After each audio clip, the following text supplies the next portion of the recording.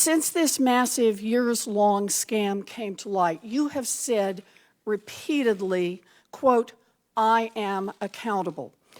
But what have you actually done to hold yourself accountable? Have you resigned as CEO or chairman of Wells Fargo?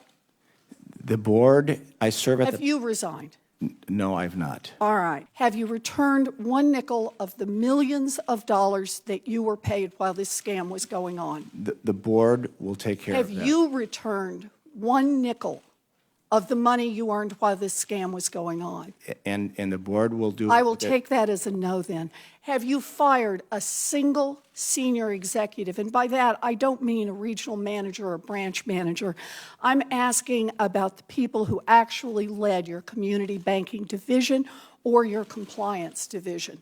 We've made a change in our regional, to lead our regional bank. I just said, I'm not asking about regional managers. I'm not asking about branch managers. I'm asking if you have fired senior management, the people who actually led community banking division, who oversaw this fraud, or the compliance division that was in charge of making sure that the bank complied with the law. Carrie Toll said... Did you fire No. any of those people? No. Okay. So you haven't resigned.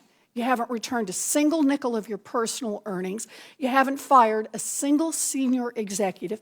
Instead, evidently, your definition of accountable is to push the blame to your low-level employees who don't have the money for a fancy PR firm to defend themselves. It's gutless leadership.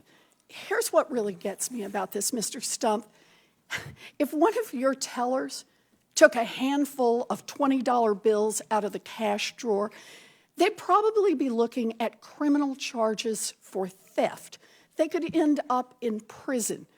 But you squeezed your employees to the breaking point so they would cheat customers and you could drive up the value of your stock and put hundreds of millions of dollars in your own pocket.